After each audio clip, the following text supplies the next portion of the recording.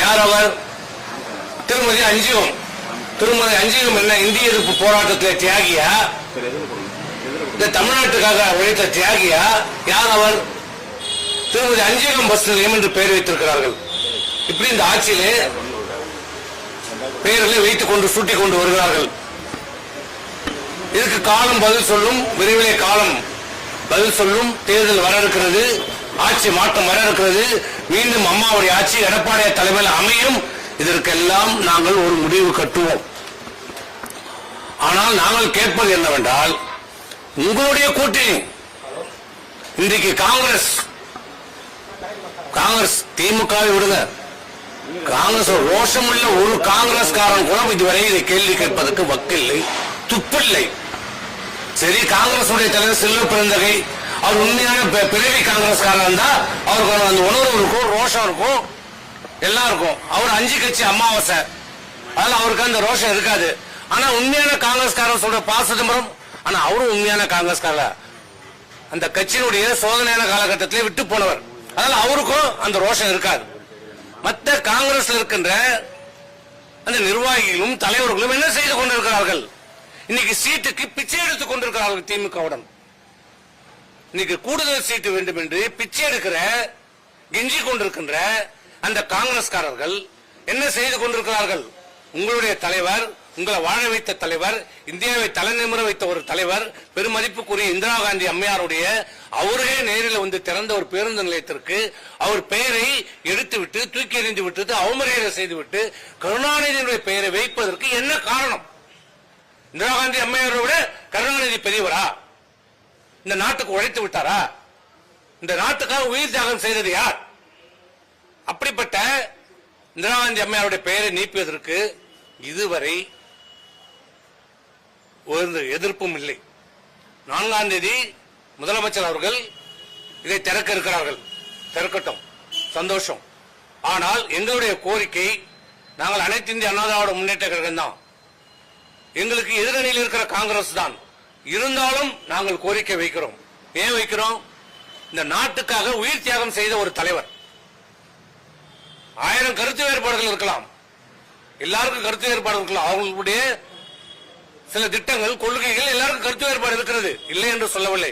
ஆனால் அவர் ஒரு தேசத்தினுடைய தலைவர், இந்த இந்திய திருநாட்டுக்காக தன் உயிரையே தியாகம் செய்தவர். அப்படிப்பட்ட பெருமதிப்புக்குரிய திருமதி இந்திரா காந்தி அம்மார் அவரே நேரில் வந்து திண்டிவனம் நகரத்திலே வந்து இந்த பேருந்து நிலையத்தை திறந்து வைத்தார். அதனால்தான் நாங்கள் கேட்கிறோம், முதலமைச்சரை கேட்கிறோம், உங்கள் கூட்டணியில் இருக்கிற நீங்கள் அங்கம் வகித்துக் கொண்டிருக்கின்ற காங்கிரஸ் பெருந்தலைவர், நாங்க வேற யாரும் வைக்க சொல்ல, எங்க அம்மா பேர் வைக்க சொல்ல, எப்படி உங்கள் ஆட்சி வந்தவுடனே அம்மாவுடைய பெயரில் இந்த ஒரே காரணத்துக்காக பல்கலைக்கழகத்தை நீங்கள் நீக்கினீர்களோ, எடுத்தீர்களோ, மூடினீர்களோ? அது போல இல்ல, உங்க கூட்டணி கட்சியினுடைய தலைவருடைய பெயரை தான் நாங்கள் சூட்ட வேண்டும் என்று சொல்கிறோம். வேற எந்த காரணமும் எந்த உள்நோக்கமும் கிடையாது, எந்த அரசியலும் கிடையாது எங்களுக்கு. ஆகவே காங்கிரஸ்காரர்களுக்கு ரோஷமும் இல்லை, சூடு சொரணை இல்லை. அவர்கள் கேட்க மாட்டார்கள். அவர்களுக்கு ஒரு சீட்டு பிச்சை போட்டால் போதும், எல்லாத்தையும் மறந்து விடுவார்கள். அந்த தலைவருக்கு இந்த கட்சியினுடைய உண்மையான தொண்டர் இல்லை, விசுவாஸ் இல்லை. நாளைக்கு வேற எந்த கட்சிக்கு ஒன்றாலும் போவார். இதுவரைக்கும் 5 கட்சி போயிட்டார், நாளைக்கு எந்த கட்சிக்கு போவாருன்னு தெரியாது. அவர்களிடம் எதிர்பார்ப்பது எந்த நியாயமும் இல்லை. ஆகவே நேரடியாக நாங்கள் தமிழக அரசுக்கும் தமிழ்நாடு முதலமைச்சருக்கும் நேரடியாக நாங்கள் கோரிக்கை வைக்கிறோம். திண்டிவனம் நகரத்தின் சார்பாக கோரிக்கை வைக்கிறோம். அண்ணா திமுகவுடைய மாவட்ட செயலர் என்ற முறையிலோ, நாடாளுமன்ற உறுப்பினர் என்ற முறையிலோ நாங்கள் கோரிக்கை வைக்கல. திண்டிவனம் நகர மக்களுடைய சார்பாக நாங்கள் வைக்கிற கோரிக்கை, தயவு செய்து பெருமதிப்புக்குரிய முன்னாள் பாரத பிரதமர் இந்திரா காந்தியுடைய பெயரை நீங்கள் சூட்ட வேண்டும் என்று எங்களுடைய கோரிக்கை வைக்கிறோம். அதை நிறைவேற்றி தருவீர்கள் என்று நாங்கள் நினைக்கிறோம். அதே போன்று இன்றைக்கு திண்டிவனம் நகரத்தில் இருக்கிற மருத்துவமனை மாவட்ட மருத்துவமனையாக தரம் உயர்த்தப்பட்டது அம்மாவுடைய ஆட்சியில். இன்றைக்கு இந்த திண்டிவனம் மருத்துவமனைக்கு கட்டடங்கள் கட்டப்பட்டிருக்கிறது. முதலமைச்சர் அவர்கள் அதை திறந்து வைக்க இருக்கிறார்கள். ஆனால் என்ன நிலைமை? அங்க மட்டுமல்ல, விழுப்புரம் மாவட்டம் முழு மருத்துவமனையில மருந்து இல்ல, ஊசி இல்ல, அடிப்படை வசதிகள் இல்ல. நேற்று முண்டியம்பாக்கம் மருத்துவமனைக்கு சுகாதாரத்துறை அமைச்சர் வருகிறார். அவர் ஒருவருக்கு முன்பு முக்கியமான ஒரு விருந்தாளி அவருக்கு முன்பு சென்று ஆய்வு செய்கிறார். அவசர சிகிச்சை பிரிவில் அவருக்கு முன்னாடி போய் ஆய்வு செய்கிறார். யார் என்றால் திருநாய் சென்று ஆய்வு செய்கிறது. அதையும் இந்த சுகாதாரத்தை அமைச்சர் பார்த்துக் கொண்டே அதை தட்டி கொடுத்து கொண்டு போகிறார். இதுதான் இன்றைக்கு இருக்கிற நிலைமை. மருத்துவர்கள் இல்லை, மருத்துவ பணியாளர்கள் இல்லை, சுகாதார பணியாளர்கள் இல்லை, மருந்து இல்ல, மாத்திரை இல்ல, ஊசி இல்ல. அதை விட கொடுமை, திண்டிவனம் மருத்துவமனையில் கடந்த ஓராண்டு காலமாக இறந்தால், விபத்தில் இறந்தால் அவர்களை பிரேத பரிசோதனை செய்யப்படுவது இல்லை. மிக அதிர்ச்சிகரமான தப்பு. ஏன்னா திண்டிவனம் நகரம் என்பது ஒரு முக்கியமான நகரம், அனைத்து பகுதியிலும் இணைக்கிற ஒரு நகரம், அடிக்கடி விபத்து நிறைந்த ஒரு பகுதி என்று போலீசாரால் குறிப்பிடப்பட்ட இடம் திண்டிவனம் நகரம். அடிக்கடி விபத்து ஏற்படுகிற நகரம், டிராமா சென்டர் இருக்கிற இடம் இங்க. ஆனால் விபத்தில் பாதிக்கப்பட்டு இறந்தால் அவர்கள் உடனடியாக பரிசோதனை செய்வதற்கு இங்கே பரிசோதனை கூடம் இல்லை, பரிசோதனை பிரேத பரிசோதனை செய்வதற்கு மருத்துவர்கள் இல்லை, மருத்துவ உதவியாளர்கள் இல்லை. எங்கே செல்கிறது என்றால் முண்டியம்பாக்கத்திற்கு அனுப்புகிறார்கள், இல்லை செஞ்சியிலிருந்து கூப்பிடுகிறார்கள். செஞ்சியில தாலுகா மருத்துவமனையில் இருக்கிறது, ஆனால் திண்டிவனம் தலைமை மருத்துவமனையில் மருத்துவர்கள் இல்லை. அவலமான நிலைமை. இதுதான் இன்றைக்கு இந்த ஆட்சியாளருடைய நிலைமை. ஆகவே இது எல்லாம் சரி செய்ய வேண்டும் என்று நகர மக்கள் சார்பாகவும் அனைத்து இந்திய அண்ணா திராவிட முன்னேற்ற கழக சார்பாகவும் எங்களுடைய கோரிக்கை வைக்கிறோம். மீண்டும் மீண்டும் முதலமைச்சருக்கு நாங்கள் கேட்பது, பெருமதிப்புக்குரிய உங்கள் கூட்டணியில் இருக்கிற, எங்கள் அங்கம் வகித்துக் கொண்டிருக்கிற, நேற்று கூட டெல்லிக்கு சென்று அந்த பெருமதிப்புக்குரிய முன்னாள் பாரத பிரதமர் இந்திரா காந்தியினுடைய பேரனை சந்தித்து, திரு ராகுல் காந்தியை சந்தித்து எங்கள் கூட்டணியை விட்டு போய்விடார்கள், எங்கள் கூட்டணியை விட்டு போய்விடார்கள், உங்களுக்கு என்ன வேணாலும் செய்கிறோம், எது வேண்டாலும் செய்கிறோம் என்று பேசுகிற நீங்கள் ஏன் அவருடைய பாட்டி, அவருடைய இந்திரா காந்தி பெயரை வைப்பதற்கு மறுக்கிறீர்கள்? அப்போ உங்களுக்கு இன்னும் அந்த வன்மம் இருக்கிறது, இந்திரா காந்தியின் மீது உங்களுக்கு அந்த வன்மம் இருக்கிறது, கோபம் இருக்கிறது. மதுரை மாநாட்டிலே இந்திரா காந்தியை கல்லை வைத்து தாக்கிய நீங்கள் அந்த ரத்தத்தை பெண்ணுக்கு வருகிற ரத்தம் என்று சொல்லி கேவலப்படுத்திய நீங்கள் இன்னும் அந்த அருவருப்பும் கோபமும் உங்களுக்கு இருக்கிறது. அதுதான் காரணம் திருமதி இந்திரா காந்தி பெயரை வைப்பதற்கு நீங்கள் மறுப்பது என்றுதான் நாங்கள் எடுத்துக்கொள்ள முடியும். ஆகவே திண்டிவனம் நகரத்தில் அந்த பெருமை வாய்ந்த பேருந்து நிலையத்திற்கு திருமதி இந்திரா காந்தி அம்மையார் பெயரை மீண்டும் சூட்ட வேண்டும் என்று கேட்டுக்கொள்கிறேன். செஞ்சியில வந்து பேருந்து 5 பேர் சொல்லிருந்தீங்க. ஏற்கனவே பார்த்தா கடந்த எம்ஜிஆர் ஆட்சி காலத்தில் வந்து சேலம் போக்குவரத்து கழகத்தையே மாற்றி வந்து அன்னை சத்யா போக்குவரத்து கழகம் எம்ஜிஆருடைய மன வச்சிருந்தாங்க. அதாவது வந்து அந்த காலத்தில் மாவட்டத்துக்கு பெயர், போக்குவரத்துக்கு பெயர் எல்லாம் வைக்கப்பட்டது. அதை உணர்ந்து அதில் இருக்கிற சில தவறுகள் எல்லாம் உணர்ந்துதான் முற்றிலுமாக அனைத்து பெயர்களும் நீக்கப்பட்டது. அப்புறம் அதான் சொல்றேன், காங்கிரஸ்காரர்கள் ரோஷம் சூடு அரசியல் இல்ல. திண்டிவனம் நகரத்துல நான் ஒரு திண்டிவனம் நகரவாசி. அன்றைக்கு பாரத பிரதமர் இந்திரா காந்தி வந்தபோது நான் பள்ளியில படித்துக் கொண்டிருந்த மாணவன். அன்றைக்கு மிகப்பெரிய ஒரு கூட்டம் திண்டிவனத்துல, மிகப்பெரிய ஒரு நிகழ்ச்சி. எங்களுக்கு சரியா தெரியாது, நினைவுகளாலும் எங்களுக்கு தெரியும்.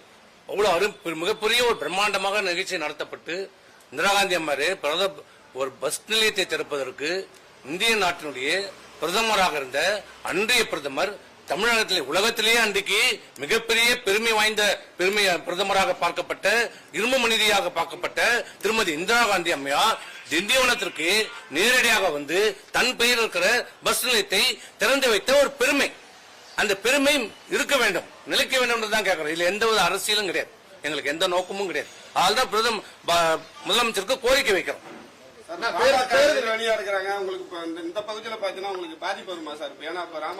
அரசியல் எங்களுடைய கூட்டணி அனைத்து இந்திய அண்ணா திராவிட முன்னேற்ற கழக தலைமையிலான தேசிய முற்போக்கு கூட்டணி இப்போது பல்வேறு கட்சிகளோடு சேர்ந்து எங்களுடைய தலைவர் எடப்பாடியார் அவர்கள் மிகப்பெரிய ஒரு கூட்டணி உருவாக்கி இருக்கிறார், பலமான கூட்டணி இருக்கிறார், வெற்றி கூட்டணி உருவாக்கி இருக்கிறார்.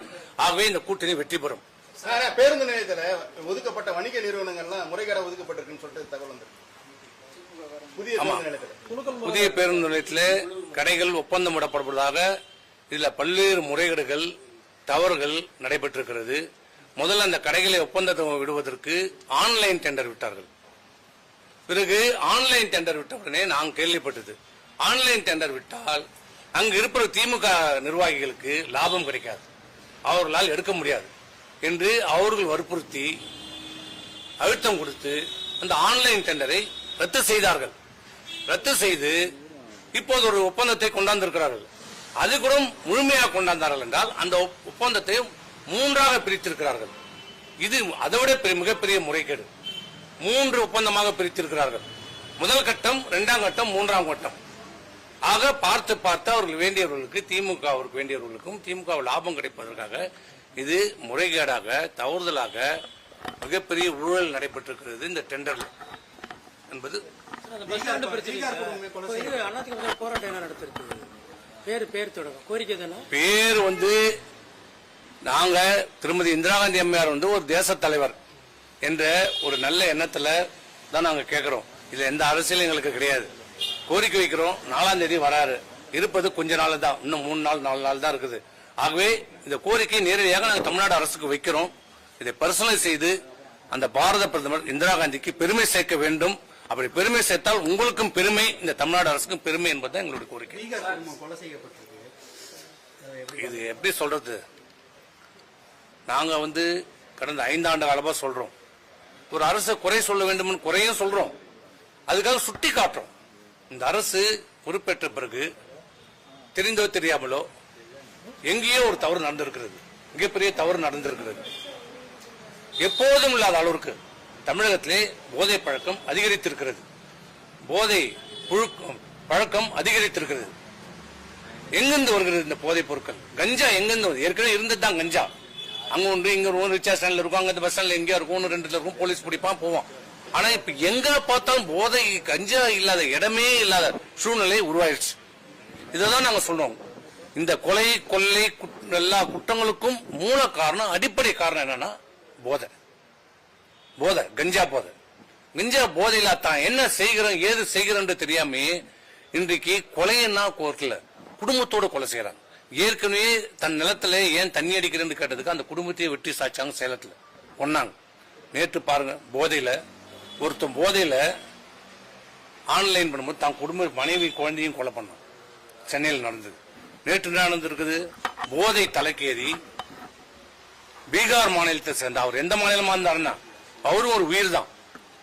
எந்த மாநிலமா இருந்தா அவரும் ஒரு உயிர். தமிழகத்தை நம்பி வந்தாரை வாழ வைக்கும் தமிழகம் என்று சொல்லுகிற இந்த தமிழகத்தை நம்பி வந்த ஒரு குடும்பம், ஒரு கை குழந்தையோட வந்த ஒரு குடும்பத்தை இன்றைக்கு போதை பழக்கத்தால் போதையில் அடிமையாகி அந்த கணவரை கொண்டிருக்கிறது. பிறகு அவருடைய மனைவியை கற்பழித்திருக்கிறது. கற்பழிக்கும் போது அந்த குழந்தை அழ சத்தத்தை கேட்டு 2 வயது குழந்தையை செவுத்தல் அடித்துக் கொண்டிருக்கிறார்கள். பிறகு முகத்தை சரித்து கோணிப்பையில வைத்து அந்த கொலையை மறைத்திருக்கிறார்கள். இது எந்த அளவுக்கு மிகப்பெரிய ஒரு கொடுமை. ஆனால் இதை யாராவது எங்கேயாவது எந்த ஊடகங்களாவது விவாதம் நடத்திருக்கிறாங்களா? விவாதம் நடந்ததா? அதை விட்டு விஜய் எங்க போவாரா, காங்கிரஸ் எங்க வருவாரா, இதுவா முக்கியம்? அவர் எங்க போனா, இவர் எங்க போனா, பண்ணுங்க விவாதம். ஆனால் நேற்று நடந்தது என்ன? ஒரு குடும்பமே ஒரு போதையால் கொலை செய்யப்பட்டிருக்கிறது. அதை பற்றி பேசுவதற்கு இந்த ஊடகம் தயாராக இல்லை. ஆக சட்டம் ஒழுங்கு முற்றிலுமாக சீரழிந்து விட்டது என்று கூட சொல்ல மாட்டார். சட்டம் ஒழுங்கு இந்த அரசின் கையிலே இல்லை. காவல்துறை என்று ஒன்று இல்லை. ஆக இதை இனியும் இந்த அரசை தொடரவிட்டால் தமிழகம் சுடுகாடாக மாறிவிடும். மத்திய அரசு இதில் உன்னிப்பாக கவனம் செலுத்தி இதிலே நடவடிக்கை எடுக்க வேண்டும். மாநிலங்களவை உறுப்பினர் இருக்கீங்க, வரும் சட்டமன்ற தேர்தலில் போட்டிடுவீங்களா, போட்டிட மாட்டீங்களா? நான் சட்டமன்ற தேர்தலில் போட்டிடுறேன். சார், இப்போ அந்த திமுக ஆட்சியில இப்ப டெண்டர் முறையீடு விநியோகம் சொன்னீங்க. தமிழ்நாடு முழுவதுமே பல்வேறு ஊழல் குற்றச்சாட்டுகளை கிட்டத்தட்ட 4 லட்சம் கோடி பல்வேறு துறையின் சார்பாக ஊழல் நடைபெற்றிருக்கிறது என்பதை பட்டியலிட்டு ஒரு துறை வாரியாக பட்டியலிட்டு நாங்கள் ஆளுநரிடம் கொடுத்திருக்கிறோம். அதுல இதே இந்த பஸ் ஸ்டாண்டும் ஒன்று. நவீன ஊழல், திமுக என்றாலே ஊழல், நவீன ஊழல். இந்த பஸ் ஸ்டாண்ட் எப்படி கட்டுறாங்க பாத்தீங்களா? அவங்களாம் முதல்ல பஸ் ஸ்டாண்ட் கட்டுறதுன்னு ஒரு முடிவு பண்ணுவாங்க, யாருக்கும் சொல்ல மாட்டாங்க. அவங்க வேண்டிய ரியல் எஸ்டேட்காரங்க கூப்பிடுவாங்க, இந்த இடத்துல நாங்க பஸ் ஸ்டாண்ட் கட்ட போறோம், நீ இடத்த வாங்க. அவர் ஒரு 100 ஏக்கர் வாங்குவார், 200 ஏக்கர் வாங்குவார். சும்மா அங்க விலைக்கு 1 லட்சம் 2 லட்சம் இருக்கும், ஒரு 100 ஏக்கர் ஒரு 2 கோடி 5 கோடி வாங்கிடுவார்.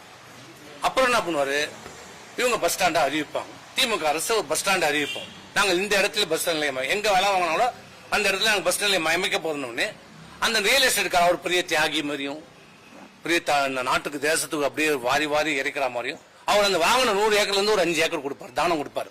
யாருக்கு? திமுக அரசு. அந்த 5 ஏக்கர்ல 5 ஏக்கர் சுத்தி எங்கன்னா நடுவில் கொடுப்பாங்க. ஓரமா கொடுத்தா அந்த இடத்தை டெவலப் பண்ண முடியாது. அந்த 100 ஏக்கருக்கு நடுவில் கொடுப்பாங்க. அப்ப என்ன ஆகும், 100 ஏக்கருக்கு போறதுக்கு வழி, ரோடு, லைட்டு, தண்ணி வசதி எல்லாமே யார் செலவுல? அரசாங்க செலவுல, மக்களுடைய வரி பண்ண செலவுல அதை அபிவிருத்தி பண்ணுவாங்க. பண்ணி அப்ப என்ன ஆகும், 2 லட்சம் ரூபாய்க்கு வாங்கின ஏக்கர் என்ன பண்ணும், 1 கோடி 2 கோடின்னு போகும். ஒரு 2 கோடி ரூபாய்க்கு இடம் வாங்கி 200 கோடி ரூபாய்க்கு விற்பார். இப்படிதான் கள்ளக்குறிச்சியில் நடந்தது. அது வழக்குல இன்னைக்கு அந்த கள்ளக்குறிச்சி பஸ் ஸ்டாண்டை தடை கொடுத்துருக்காங்க, கட்டக்கூடாது. ஆனா அதையும் மீறி கட்டி கொண்டிருக்காங்க. நீதிபதி சொல்லியிருக்காரு, நீங்க கட்டினா அதை இடிச்சு இறக்கி விடுவோம். கள்ளக்குறிச்சி, இப்ப உளுந்தூர்பேட்டை, திருச்சி, இப்படி பல்வேறு ஊர்ல இப்படி நவீனமயமாக இன்னைக்கு பஸ் ஸ்டாண்ட் கட்டுகின்ற பேர்ல கோடிக்கணக்கான பணத்தை இன்னைக்கு ஊழல் செய்திருக்கிறது. இதுதான் அந்த ஆட்சி. ஒரு உதாரணம், சாம்பிள். 10 வருஷமா உங்க ஆட்சி தான் இருந்தது. உங்க ஊர்ல பஸ் ஸ்டாண்ட்ல இப்ப நல்ல விஷயம் தானே பஸ் ஸ்டாண்ட் கொண்டு வந்து. பஸ் ஸ்டாண்ட் கொண்டு வந்து கெட்ட விஷயம் எங்க சொன்னேன்? பஸ் ஸ்டாண்ட் வந்து நான் எந்த எப்படி சொல்ல, ஏன்னா நாங்களே அதே இடத்துல இன்னும் கேட்டா பஸ் ஸ்டாண்ட் கொண்டு வந்து நான் எப்பயுமே எங்கேயும் தவறுன்னு சொல்லல. பஸ் ஸ்டாண்ட் வந்தது நல்லது. இது கடந்த 15 ஆண்டு காலமா 20 ஆண்டு காலமா அது பிரச்சனை இருந்தது. அந்த பஸ் ஸ்டாண்டு அந்த இடத்துல வந்தா நீர் புறம்போக்கு இருக்குது, சரி வராது. நாளைக்கு எந்த காலத்துல பிரச்சனை வரும் தான் நான் அமைச்சராக இருக்கிற போது முதல்ல வக்ஃபோர்ட்ல இடத்த பேசி அதை லீஸுக்கு வாங்கி கொடுத்து அது டெம்பரரி பஸ் ஸ்டாண்ட் ஓபன் பண்ணி நிதியில போர்லாம் போட்டு லைட்லாம் போட்டு ஓபன் பண்ணோம். ஆனா ஆட்சி மாற்றம் வந்த உடனே இடமும் பணமும் ஒதுக்கிட்டோம். அப்ப அன்னைய காலகட்டத்தில் அது 6 கோடி ரூபாய் பஸ் ஸ்டாண்ட் ஒதுக்கணும். ஒதுக்கி இருந்தா அன்றைக்கு அந்த பஸ் ஸ்டாண்ட் கட்டப்பட்டு இருந்தா இந்த விபரீத நகராட்சி வளர்ந்திருக்கும். ஆனால் ஆட்சி மாற்றோடனே திமுக அரசு அதை அந்த டெண்டரை ரத்து செய்தது. அப்புறம் பிறகு சரி நான் ஒரு கட்டத்தில் விட்டுட்டேன், சரி எங்கேயா வந்துட்டு போடணும். இதே இடத்துல நாங்க வந்து இதே நீங்க சொல்லுகிற இடத்துல தான் நாங்களும் பஸ் சரி ஏதாவது வந்துட்டோம்னு விட்டோம். ஆனால் அந்த நாங்க டெண்டர் விட்ட போது, ஒப்பந்தம் விட்ட போது அது ஒப்பந்தத்துல 2 முறை 3 முறை ஒருத்தர் சரியான ஒப்பந்தக்காரர் கிடைக்கல. இப்ப திமுக ஆட்சியில் வந்து ஒப்பந்தம் எடுத்திருக்காங்க. பஸ் ஸ்டாண்ட் வந்ததுல எங்களுக்கு எந்த வித குறையும் கிடையாது. நாங்க அதுல வரவேற்கிறோம், அதுல வந்து பிரச்சனை இல்லை. ஆனால் முறையாக கட்டப்பட்டிருக்கிறதா என்ற கேள்வி இன்னி வரைக்கும் இருக்கிறது. காலம் தான் பதில் சொல்லும்.